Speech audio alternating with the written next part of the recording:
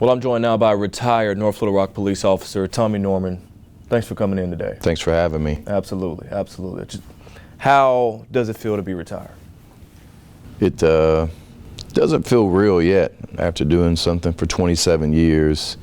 And I'm supposed to be at work today. I'm supposed to be out patrolling the streets of North Little Rock, and I'm not now. And so the time was coming. It was near, but you can't put a price tag on your peace. And after speaking with my family yesterday and my children, I knew it was time. Can't put a price tag on your peace. It hadn't been a peaceful week and a half for you. How's this past week been? It's been the most, other than my daughter's passing, it's been the most difficult time of my life. I have been humbled in a way that I never thought was possible. And so when I talk about putting a price tag, not being able to put a price tag on my peace, it's, I was going to retire in 10 months anyway, but with the events that took place in light of them, it's time for me to hang the uniform up and move on and serve the community in a different capacity. You mentioned in your special announcement on Facebook that what's transpired in your personal life, that's alluding to September 13th when you were arrested for third-degree battery. What happened that night? It was an altercation with me and my wife, and it's something that we regret. It's something that we should have handled differently. It's something that we typically do handle differently. It was just a moment of a heated argument that escalated, and that moment has changed our life forever. I mean, when you're a public figure and you're in the public eye, people are going to have this microscope on you, which they should. I'm fine with that. And it's been a trying time for my family, for my mom, my siblings, my close friends. They're heartbroken over what took place. And although I can't talk about everything that took place because it still hasn't been adjudicated in court, but it was a night that we know will never happen again, and we definitely are learning from our mistakes. When the police were there and you were getting arrested, going in that whole process throughout that night, what was going through your mind? Hoping that this is just a nightmare that I wake up from and I'm in bed with my wife, and it's never happened, but it was embarrassing. It was a very humiliating moment that I brought on myself. It's something that I never want to go through again. It made me appreciate life even more. It made me appreciate my family, my friends. To lose your freedom for about 36 hours,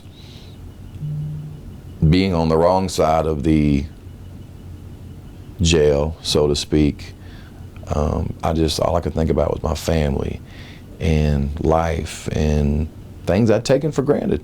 When you're in there, all you have is time to think about life, talk to God, think about when you get out how things, some things need to change. Once again, I was humbled in a way that I just never thought possible, but God, He set me down in a way that I hope He'll never be set down again. We've talked before this interview. You mentioned that you and your wife are going to be good. Yes. How are you all? We're okay. There's a lot of outside noise. Obviously, this story has reached international news. Once again, I understand that. But, we're taking things one day at a time. We are working on our marriage. And as we all know, no marriage is perfect. When you have the public eye on you, sometimes that can be really stressful. Sometimes it can take a strain on you, and it has recently. This retirement, has that brought any relief yet? My retirement has lifted a big weight off of my shoulders. Let's face it, I'm Officer Tommy Norman, being out there every day, people watching you, looking at you. It's a very noble job to have. I mean, being a police officer, you can make a huge difference. But I know that if I would have stayed, went back out in the community as a police officer, it just would have felt different. I apologize to everyone out there, but especially the kids, for not setting the example that I know I should have set. Now, the community, for the most part, has forgiven me, and I've already been back out there doing things. Even yesterday, 3 hours after I retired, I took a family out to get dinner and a haircut, and so that's not going to stop. But just not wearing that uniform and feeling the weight of the gun belt and having the badge here and hearing the police radio going off in my ear, those are things that I'm going to miss. I'll miss more than anything else the camaraderie. Police officers really have a unique bond with each other that if you've never been in law enforcement, you won't know what I'm talking about. So I'll miss that. I will remain friends with some of my brothers and sisters, but some of them I'll never talk to or see again, just because when situations like this happen in life, you kind of go on your separate ways. What really boiled down to this decision on your behalf? Well, you know, what happened, I know that I caused embarrassment to the police department, regardless whether it was right, wrong, or indifferent. It's just a negative light that was brought forth, and I didn't want what happened with me and my wife. I didn't want any more attention to be brought forth to the North Little Rock Police Department, and I decided to retire to hopefully things can get back to normal for me, things can get back to normal for the police department in North Little Rock, and this attention will go away. You mentioned attention, and you mentioned, let's face it, you're Officer Tommy Norman. I'm sure throughout time over the years you've woke up allegation, allegation, allegation on social media. Has that weighed on you over the years? It has weighed on me, Gary, but my skin has become much thicker than what it used to be. As I went further into my career, and I keep seeing posts on social media,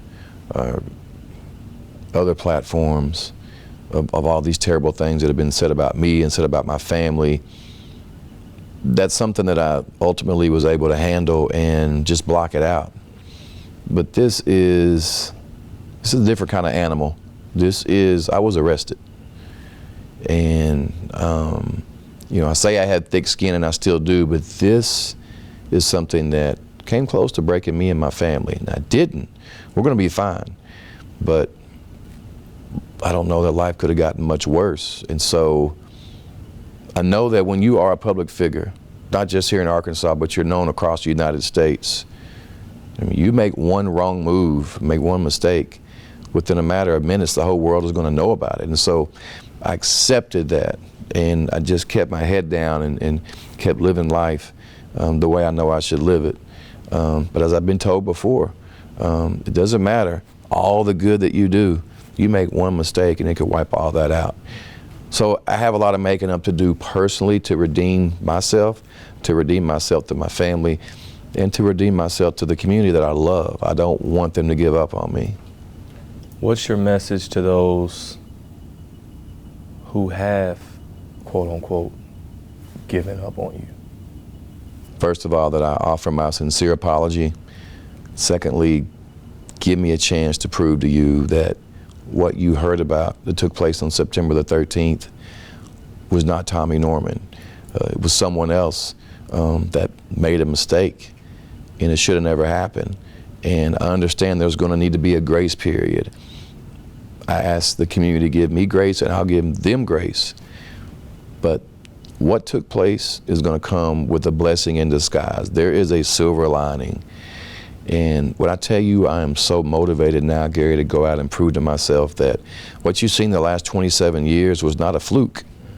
I'm going to go out and prove to myself and the community that I still care about you.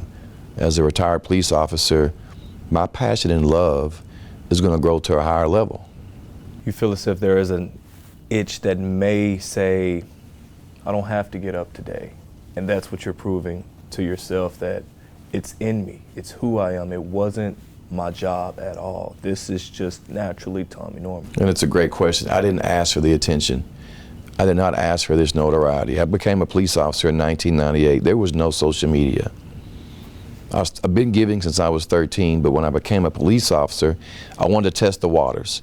I wanted to see if what my mom taught me growing up, to give back and love people, can I do that as a police officer? It worked. It just so happened that when Michael Brown was killed in Ferguson, Missouri in 2014, nobody outside of North Little Rock, Arkansas knew who I was. After he was shot and killed, and other people of color were shot and killed by police, that's when the world found out who I was. And I really think that God used me as an example of what proper policing in the community should be like. Where are we with this investigation? Well, so the internal investigation now is over as far as with the North Little Rock Police Department because I retired. But the criminal investigation and the judicial process with that is still ongoing. Are you worried about charges? I'm not. I know that God has me covered. What happened that night didn't need to happen, but I also feel like that the police should have never been involved. Once you call the police to your home, the dynamics of everything changes because those police officers have a job that they have to do. I know as we close, you are you try to be an optimistic guy. What's the best thing about this whole entire experience? First of all, it came with a lot of humility. I preached many years to myself and to other people, stay humble, stay humble. Maybe somewhere along the way, the last few years, I became bigger than who I really am, and maybe somewhere along the way, the last few years, I became maybe too arrogant and too full of myself. And it's happened before. God, if he tries to get my attention and I don't pay attention and I ignore his message, he's going to make sure he gets my attention. My heart attack, my ACL surgery, my daughter passed. But this, my attention now is where it needs to be, and it's very humbling. But I guess the message to myself would be, you have a lot of making up to do. You have a lot of making up to do to your family and then the community, and I'm going to do that. I mean, it started 3 hours after I retired. I'm going to go out today and tomorrow. Now I'm my own boss. Now I have no restrictions. Now I can go out in the community without someone watching over me and just be myself. I know, of course, the same for your wife as well. Regret that this even happened. Have you guys been able to talk, and does she regret calling? Oh, absolutely. Absolutely. There's a lot of things that we both regret from that night. We didn't want it to come to this, but it's happened, and we have to move forward. And there'll be a time that we are back out in the public's eye, and regardless of the stares we may receive or the comments we may receive, we hope that people give us grace. People give us grace. What do you say to those supporters out there? Thank you. When all this happened, and even after I retired, the love, the phone calls, the emails, the text, I'm still responding to messages. I have over 750 messages to respond to, and I'm getting to them slowly but surely. But just the support from other people, whether it be family or people in the community, people that aren't even from Arkansas, it's very comforting. Whether they know it or not, it is helpful for me and my family. Is there anything that you want to add? The Tommy Norman that people are hearing about now, my face being plastered all over social media and news outlets across the United States, that's not the Tommy Norman that I want people to remember. Where I am now doesn't define who I am. Thank you for your time. Thanks, Gary. Appreciate it. Yes, indeed. All right.